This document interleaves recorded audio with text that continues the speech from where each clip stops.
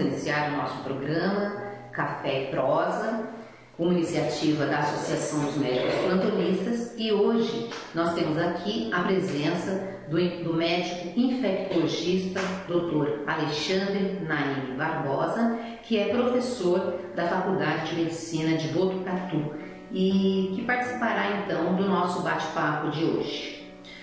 Dr. Alexandre, tudo bem? Bom dia.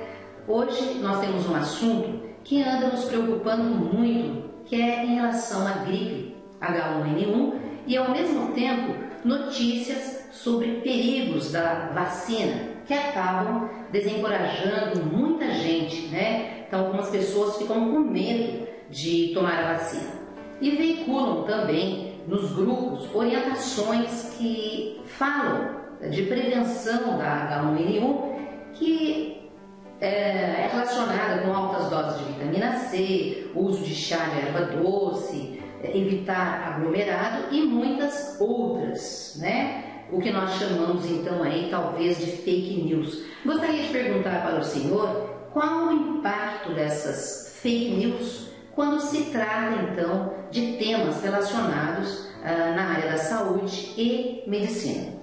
Na verdade, né, as fake news hoje em dia, elas são um problema global, que não afeta só a saúde, só a medicina, afeta a política, afeta a economia, afeta diretamente as pessoas quando se trata, por exemplo, de difamação. E especificamente na área da medicina e da saúde, a Organização Mundial de Saúde, a OMS, já declarou que as fake news são a nova praga, como se fosse um novo vírus ou uma nova bactéria letal, porque ela causa um impacto direto na desinformação. A desinformação é pior que a ignorância. Então, quando eu não sei sobre um tema, por exemplo, eu não tenho nenhuma informação sobre dengue, isso é menos ruim do que eu ter uma informação falsa sobre dengue, porque a informação falsa sobre dengue pode me levar a tomar uma atitude inadequada e que pode me levar a até maior risco do que eu não souber nada e for procurar a informação correta. Então, em tempos atuais de que nós temos redes sociais muito ativas, nós temos programas, aplicativos de mensagem instantânea que toda hora recebemos enxurrada de informações novas que podem ou não ser verdadeiras, é muito importante se preocupar com a veracidade dessas informações, principalmente no que tange medicina e saúde, porque nós estamos falando do risco de vidas humanas. Muito bom isso. Bom, e falando então sobre essa polêmica das ondas anti-vacinas, qual a repercussão em relação à vacinação? Então, as ondas anti-vacina, elas não são novas, elas são já muito antigas, desde que as primeiras vacinas foram criadas no começo do século passado. A gente lembra do caso da revolta das vacinas, que envolveu o nosso médico sanitarista Oswaldo Cruz. Sempre houve muita relutância também por desinformação. Só para a gente contextualizar, no Brasil, a questão das ondas anti-vacina foram responsáveis pela reintrodução em massa do sarampo. Então o Brasil, principalmente na década de 90, no começo dos anos 2000, conseguiu erradicar o sarampo através do Programa Nacional de Imunização, que é um dos programas de saúde pública que no Brasil mais funciona. E obviamente, infelizmente, depois desse êxito, existiu uma certa acomodação da população e também a ação de certas fake news que faziam mensagens do ponto de vista científico completamente inadequadas, colocando riscos que não existem sobre a vacina tríplice viral. Fato é que, com a crise na Venezuela, onde faltou vacina, onde as pessoas não conseguiam se vacinar porque não tinha o financiamento público dessas vacinas, pela fronteira norte do Brasil, através de Roraima e depois através da migração para Manaus, o vírus do sarampo encontrou a condição perfeita, porque principalmente em Manaus, a cobertura vacinal em faixas etárias abaixo de 5 anos às vezes não chegava a 10%, muito baixo. E aí o vírus chegou numa população que estava muito suscetível, porque não tinha sido vacinada, e se espalhou naquela cidade com mais de 1.000 casos de sarampo, sendo que há 10 anos atrás a situação estava resolvida. E aí para mostrar como essa história vai tendo cada vez mais elos dramáticos. Uma adolescente que morava em Porto Alegre, que por acaso estava passando férias em Manaus, também não tinha sido vacinada, se contaminou e levou o vírus lá para o sul. Então, esse é o impacto das ondas anti-vacinação, a desinformação por questões de fake news ou de ideologias que podem acometer aí os pais, levam ao ressurgimento de doenças que antes já estavam completamente controladas, levando a um alto risco de morte, porque o sarampo, ainda que seja uma doença que na maioria das vezes seja benigna, autolimitada, a gente sabe que de 3 a 4% podem determinar um quadro grave, uma pneumonia por sarampo e levar à morte. Muito bem, isso é extremamente importante, né, doutor Alexandre? Deixar de prevenir doenças, né, que nós temos a vacina por medo, né, e por informações erradas. E falando sobre a tríplice viral, existe aí um relato de associação com o autismo. Existe algum embasamento científico a respeito disso? Essa foi uma das maiores tragédias científicas da história da medicina. Então, em 98, um médico britânico publicou uma pesquisa que, inclusive, foi veiculada num dos maiores jornais científicos, que foi o New England Journal of Medicine, em que ele colocava uma relação que poderia não ser causal do autismo em relação à vacina de tríplice viral. Isso causou um impacto muito grande, principalmente nos Estados Unidos, fortaleceu essas ondas anti-vacina e depois de alguns anos, obviamente, muitos médicos, muitos cientistas duvidaram desses resultados, foram até o banco de dados, conseguiram encontrar o banco de dados original e, na verdade, infelizmente, esse médico britânico ele fez uma fraude para ganhar notoriedade, para ganhar apelo, para ganhar inclusive dinheiro, porque ele ganhou muito dinheiro fazendo palestras sobre o tema. Ele fraudou, ele adulterou os números originais da pesquisa e isso obviamente levou a um desastre em termos de tudo que a gente conversou, de incentivar ainda mais essas ondas anti-vacinação. Em termos de punição, a primeira coisa que aconteceu é que esse artigo foi despublicado, ele foi retirado da revista, obviamente. Esse médico perdeu o registro no Conselho de Medicina do Reino Unido e ele hoje em dia é considerado um paria dentro da sociedade científica, porque é o que nós estávamos comentando no começo do nosso bate-papo. A informação falsa ou um dado científico falso é pior do que você não ter esse dado, porque você leva as pessoas a tomarem atitudes muito danosas em relação à saúde. Então, hoje em dia, não há relação nenhuma cientificamente comprovada entre qualquer vacina e autismo. Então, isso foi infelizmente algo que aconteceu de forma fraudosa no passado e que hoje a gente conseguiu corrigir. Muito bem. E fala-se também da presença de mercúrio nas vacinas, né? Isso é prejudicial à saúde? Realmente, algumas vacinas têm um derivado do mercúrio chamado tiomeseral, que é uma substância que serve para conservar as vacinas, para que elas não percam a validade. Mas é uma quantidade ínfima, que não tem moléculas de mercúrio suficiente para causar mal ao ser humano. Existem muitos compostos, muitas águas medicinais, por exemplo, que a gente toma e que tem mais mercúrio do que a vacina. Então não é porque você tem um elemento químico na composição de algumas substâncias, como vacinas, ou mesmo, como eu coloquei aí, águas, minerais, você vai ter prejuízo à saúde. O que importa é a quantidade. É a mesma situação que a gente faz um paralelo com a homeopatia, né? A homeopatia muitas vezes envolve o uso de substâncias que são venenos, mas que obviamente a concentração muito baixa não leva a esse efeito. Então não é necessário nenhum tipo de receio em relação a esses componentes, porque eles estão numa diluição muito pequena que não causa mal à saúde. Muito bem. Mas então, de forma geral, o senhor acha que tem algum perigo em relação às vacinas?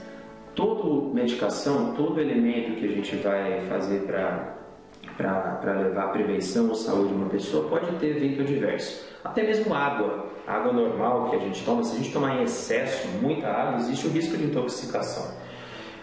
As vacinas, obviamente, também têm alguns riscos, que são principalmente ligados a alergias a elementos da vacina. Então, pessoas que comprovadamente têm alergia à proteína do ovo, que já fizeram o teste, elas devem evitar o consumo de vacinas que sejam fabricadas em ovos embrionados.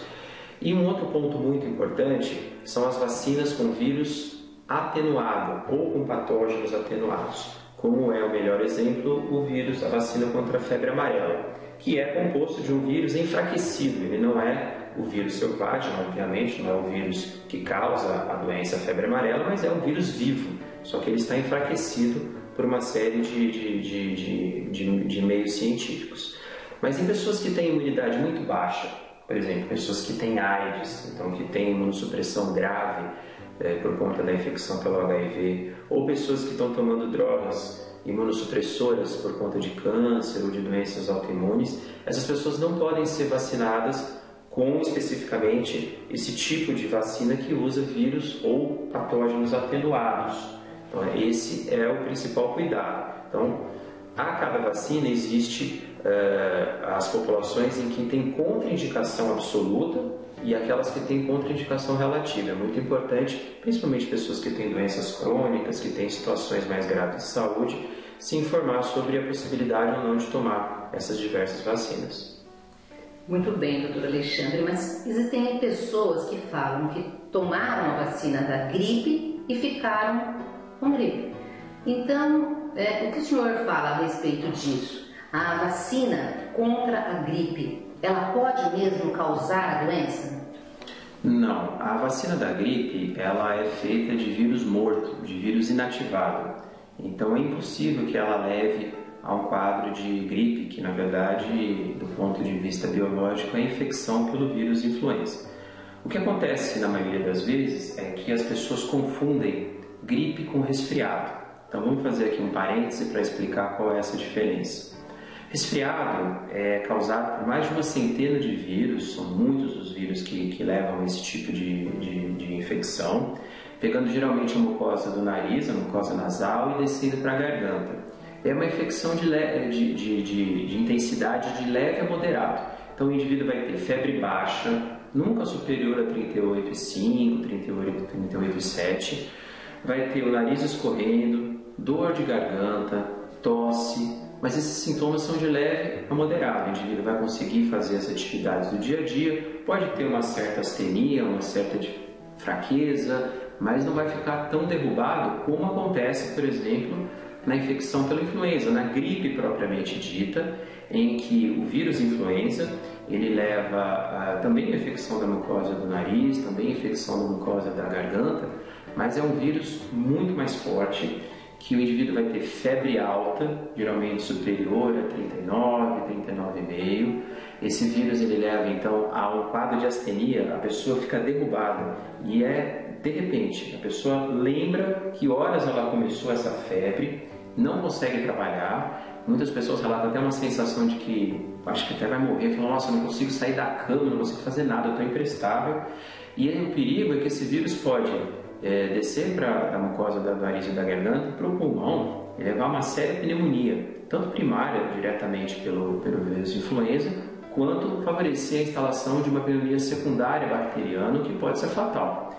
Então, ao confundir os sintomas de resfriado, aquela infecção de leve a moderada intensidade com gripe, muitas pessoas que acabam tomando a vacina da gripe, que é dada mais ou menos em maio, justamente porque esses vírus de transmissão respiratória circulam mais nos meses de frio, né? Nos meses de frio a gente deixa as janelas de casa fechadas, a gente acaba ficando mais aglomerado em salas de aula, em transporte público, com muitas pessoas que estão espirrando, que estão transmitindo esses vírus. Então a vacina da gripe ela é dada antes dos meses de frio e as pessoas acabam tomando a vacina e se confundindo os sintomas de resfriado nas semanas posteriores com gripe. Então essa é a principal explicação porque tanta gente diz, nossa, eu tomei a vacina e fiquei gripado. Não, você tomou a vacina contra a gripe e depois você ia ter um resfriado que você ia ter de qualquer jeito. Que bom seria se todos tivessem somente um resfriado, não, doutor? E ao fazer a vacina, isso te protege em mais de 70%, 80% em termos de você ter algum evento adverso, alguma complicação grave da gripe. Então, para você evitar a gripe, o único jeito eficaz é fazer a vacina contra a gripe. Mas Quais são os vírus, né, que a vacina pega, então? Eu me protejo contra quais tipos de vírus tomando a vacina? A vacina protege só contra o vírus influenza. O vírus influenza ele tem uma série de sobrenomes, ele tem uma série de tipos de vírus influenza. Então ele tem principalmente o tipo, a gente classifica primeiro, a primeira divisão entre A, B e C, sendo que o influenza tipo A é o mais perigoso, porque ele é o mais patogênico, mais letal. Temos o tipo B, que vamos dizer assim é o mais ou menos, ele não é tão letal quanto o A, mas ele pode levar a alguns problemas respiratórios. E tem o influenza tipo C, esse mais benigno e que muitas vezes realmente o tipo C pode dar sintomas só de um resfriado comum. Muito bem. Dentro do tipo A, que é o mais prevalente, o mais perigoso, nós temos uma série de subcategorias que são caracterizadas por duas proteínas que a gente chama de H e N. Então o famoso H1N1 é uma recombinação de proteínas H e N que leva potencialmente a uma doença muito grave. Nós tivemos uma grande pandemia anos atrás e que foi o mesmo responsável pela pandemia de 1918.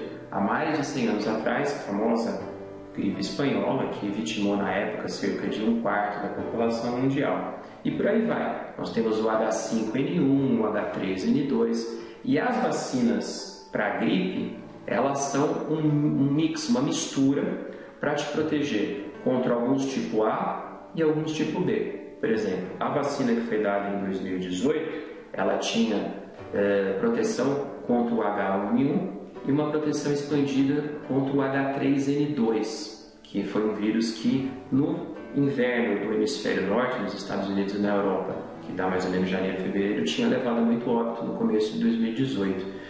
E além desses dois tipos de influenza A, o H1N1 e o H3N2, a vacina, pelo menos a vacina pública, tinha um terceiro componente que era contra o subtipo B. Então é assim que se monta uma vacina, você vai acumulando proteção para os vírus que estão circulando muito no hemisfério norte, porque eles precedem a infecção aqui no hemisfério sul, e protegendo contra as cepas que estão mais circulantes. Mas é importante reforçar que a vacina contra a gripe protege só contra a gripe, só contra o vírus influenza. Ou seja, a pessoa ainda pode ter diversas infecções de trato respiratório alto, como por exemplo os resfriados, mas que são infecções, na imensa maioria das vezes, extremamente benignas e autolimitadas. E quem deve tomar essa vacina? Na verdade, eu sempre digo que nós não devemos fazer essa pergunta: quem deve tomar? Quem não deve tomar a vacina? É mais fácil assim, né? E aí tem uma divisão, né? Porque a vacina ela é gratuita pelo SUS para algumas populações que são consideradas as populações de maior risco, como idosos acima de 60 anos, crianças, nós profissionais de saúde, professores, pessoas que têm algum déficit de imunidade. Então isso, o Sistema Único de Saúde, o governo paga, porque são pessoas que têm mais risco de ter doença grave. Agora, em geral, se as pessoas tiverem plano de saúde, ou muitas empresas, grandes multinacionais, pagam a vacina para os seus funcionários, ou se a pessoa tiver condição, qualquer um pode e deve tomar a vacina contra a influenza. Lembrando apenas aquelas pequenas contraindicações que a gente falou no começo, né? A vacina contra a gripe não é de vírus atenuado, é de vírus morto, então não tem problema nenhum. Na verdade, é até mais indicado ainda em pessoas que têm déficit de imunidade, que têm algum impacto de imunossupressão. Somente um pequeno cuidado em relação a pessoas que comprovadamente, com testes médicos, têm uma alergia à proteína do ovo. Só essa é a contraindicação mais importante. E essa vacina, doutor, precisa ser aplicada todos os anos? Sim, ela tem a validade apenas de um ano, pelo motivo que a gente discutiu anteriormente. Os vírus, principalmente o influenza tipo A, ele vai se recombinando naquelas proteínas H e N e a cada ano surgem novas cepas que podem ser muito perigosas. Então, há algum tempo atrás, a gente não tinha preocupação com a H5N1, era um vírus que nem existia, mas ele se recombinou principalmente em aves e porcos e começou a se circular com grande letalidade, principalmente na Ásia e depois no México. Então, essa vacina ela é atualizada todo ano para cepas que estão circulando de forma mais perigosamente. Além do que, a imunidade para o influenza, depois da vacina, ela não dura realmente durante 12 meses, ela dura de 8 a 10 meses. Mas, quando ela acaba a validade, a gente geralmente toma vacina no mês de maio, já são meses de calor, em que nós não ficamos mais em grandes aglomerados, levando a situações de má ventilação, então aí o vírus não circula com tanta frequência. E parece, né, que os sintomas então dessa gripe H1N1 eles são muito parecidos com uma gripe normal, né? Eu perguntaria ao senhor, o que poderia ser chamado então assim, vamos chamar de sinal de alerta, para que a pessoa procurasse um serviço de saúde preocupado então com essa gripe mais grave? Então, didaticamente, a gente tem dois tipos de quadro clínico. A gente tem primeiro o quadro gripal, que é aquilo que a gente discutiu agora há pouco. O que é o quadro gripal? É a pessoa ter febre alta, acima de 38,5, 38,7, principalmente acima de 39 graus Celsius. A pessoa ter nariz escorrendo, tosse e dor no corpo. Isso é o quadro gripal simples. A pessoa, se não tiver fatores de risco, se não tiver, por exemplo, mais de 60 anos, se não for criança menor de 5 anos, se não tiver nenhuma doença crônica, como, por exemplo, cirrose hepática, insuficiência cardíaca congestiva, diabetes, se a pessoa for, entre aspas, saudável, ela pode apenas se medicar com sintomáticos, mas é sempre necessária a avaliação médica. Por quê? Porque na avaliação médica vocês vão procurar alguns sinais de gravidade que você estava citando. Quais são os primeiros sinais de gravidade? O mais importante, sem sombra de dúvida, é falta de ar. Qualquer sensação de tentar respirar e não conseguir encher os pulmões de ar, ou estar sentindo que a respiração está curta, ou então as mãos ou os pés começam a ficar meio azulados, a pessoa começa a ter tontura, começa a ter uma sensação de desmaio, qualquer desse tipo de sintoma, obviamente, é mais grave ainda. Mas eu sou bastante favorável e de que todo quadro gripal pelo menos passe por uma avaliação médica para que se procure esses sinais de gravidade que às vezes estão muito iniciais e, como a gente discutiu, o quadro de influenza pode ser repentino e muito rápido, a evolução pode ser muito rápida.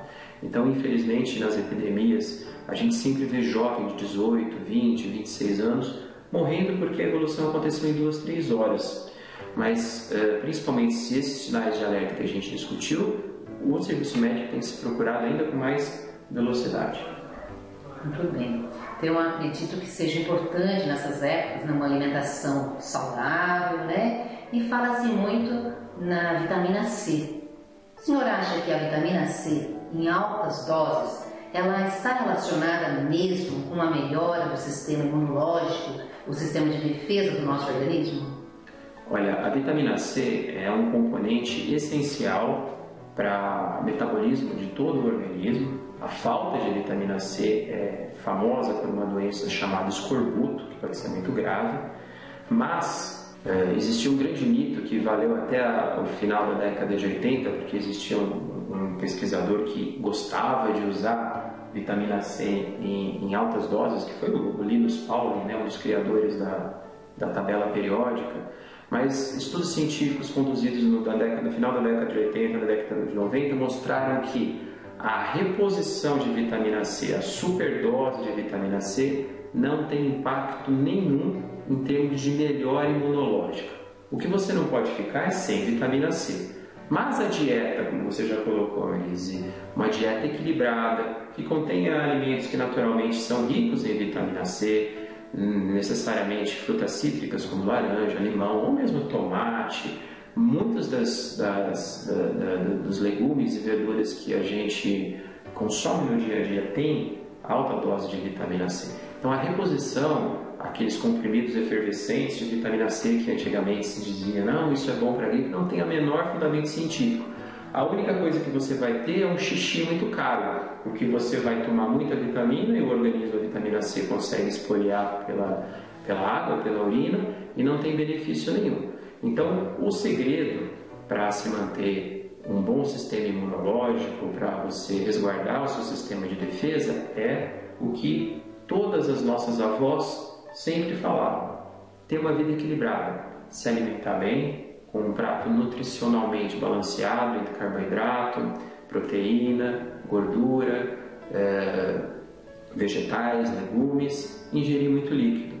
Se você fizer isso, essa é a melhor forma, uma dieta equilibrada e atividade física também moderada todos os dias, você vai ter o melhor performance do seu sistema imunológico. Já que a gente falou da vitamina C, é importante dizer, não existe qualquer outro suplemento alimentar que comprovadamente, do ponto de vista científico, tenha realmente melhora no sistema imune. Antigamente a gente até usava algumas dietas com substâncias como targimina, mas hoje caiu por terra. É uma alimentação balanceada que vai garantir a você uma boa imunidade. Pois bem, essa era a minha próxima pergunta para o senhor, né? Como então melhorar o sistema imunológico? Porque eu estava com tanta esperança na tal da vitamina C. Então acho que não é bem por aí, né? É uma vida então com uma mudança de estilo de vida, vamos dizer assim, né? Uma alimentação saudável, logicamente que a presença da vitamina C, mas nada em exagero, que não vai ser essa responsável pela melhora do sistema imunológico, e o exercício físico também, que está relacionado, né, com um bem-estar geral e cura para muitas doenças, né, e controle. Mas eu acho importante a gente aprofundar um pouco mais nesse ponto, Melis, porque o equilíbrio é a base de tudo. A gente falou um pouquinho, obviamente bem superficial, mas falou um pouquinho sobre a importância de uma dieta balanceada, com todos os componentes, oligoelementos, isso nós temos numa alimentação natural bem balanceada. Então, se você consumir legumes, verduras, se você consumir fontes boas de carboidrato, fontes boas de proteína e também fontes boas de gordura, você vai conseguir. Além de uma boa dieta, atividade física, obviamente também supervisionada, porque algumas pessoas podem ter uma restrição de intensidade de atividade física, por exemplo, indivíduo cardíaco que já tem algum risco de infarto ou alguma doença do coração mais específica, tem que tomar esse cuidado. Mas a atividade física é importantíssima também. Vários estudos científicos sérios têm comprovado que a atividade física de moderada a intensa, respeitando os limites individuais, tem impacto positivo no sistema imunológico, no sistema de defesa. Mas aquela pessoa que exagera na atividade física, então, por exemplo, esses esportes que levam à exaustão, atleta de triatlon, ultramaratonista, corrida de aventura de 70, 80 km, são vários os casos, inclusive atendidos aqui no nosso HC da Unesp, de pessoas que chegam com infecções que não são compatíveis com a idade ou com o estado sanitário. Então, eu atendi recentemente um ultramaratonista que fez uma dessas provas de 70 km que tem aqui na nossa coisa de Botucatu, que chegou com um quadro de herpes zoster.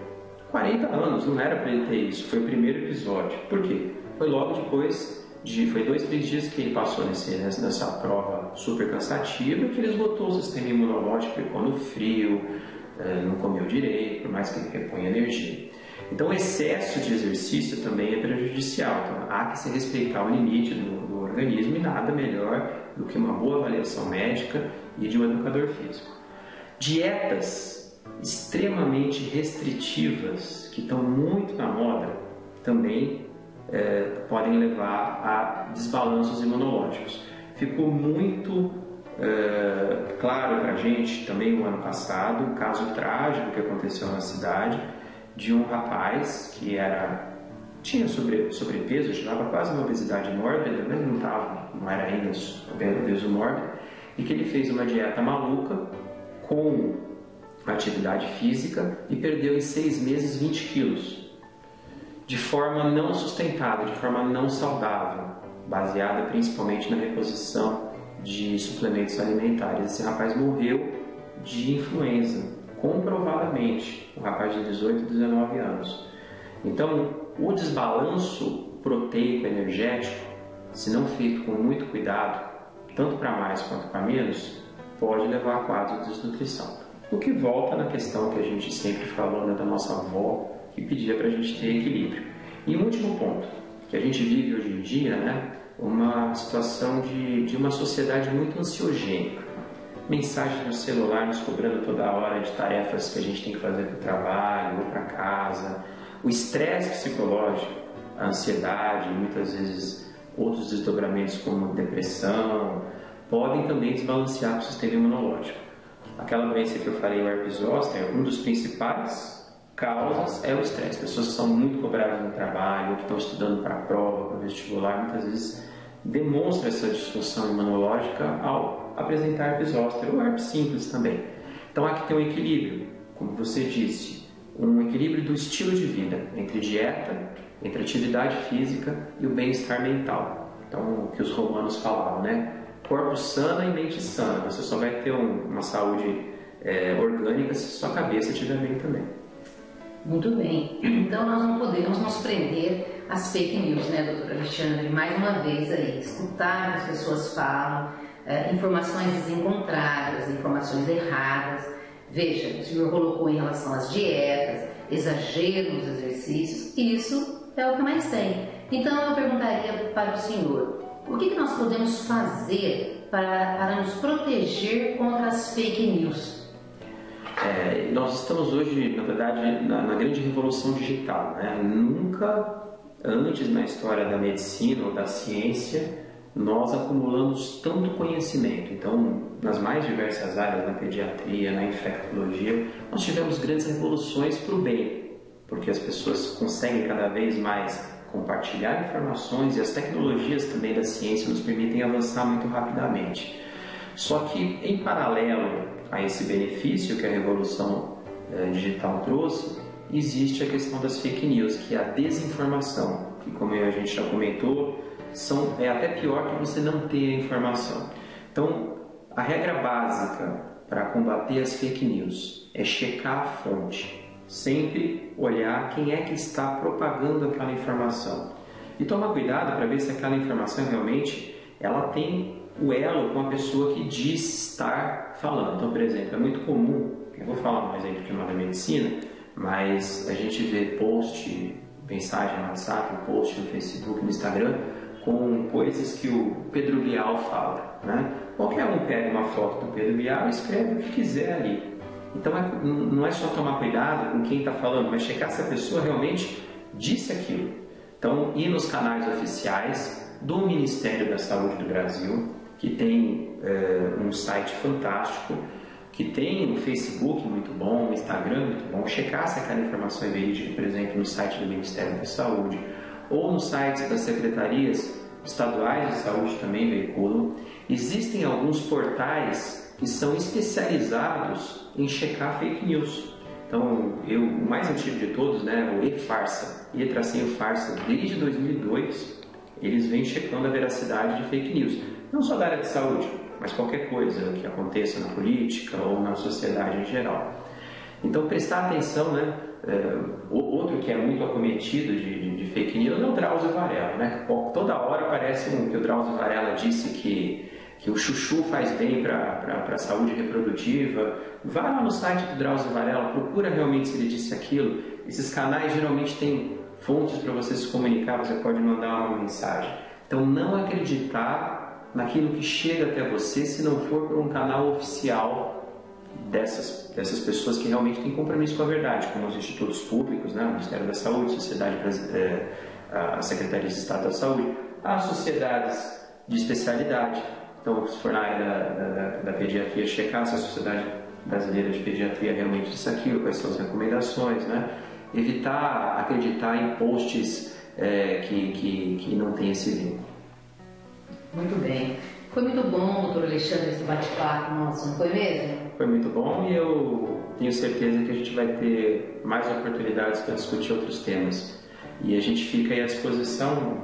O vídeo provavelmente vai ter um canal para a gente ter um ponto de perguntas e respostas para as pessoas que estão nos ouvindo.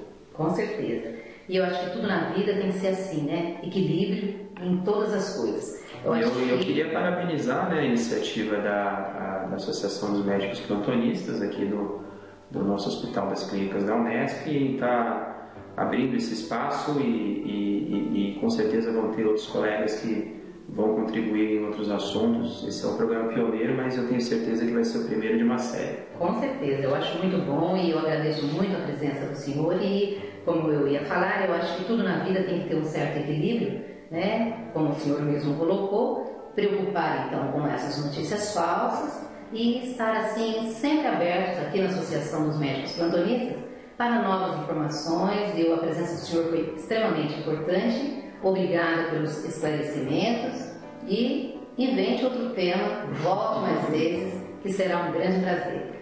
Com certeza, até a próxima. Um abraço para todos vocês, fiquem ligados nos nossos próximos Café e Prosa. Muito obrigada.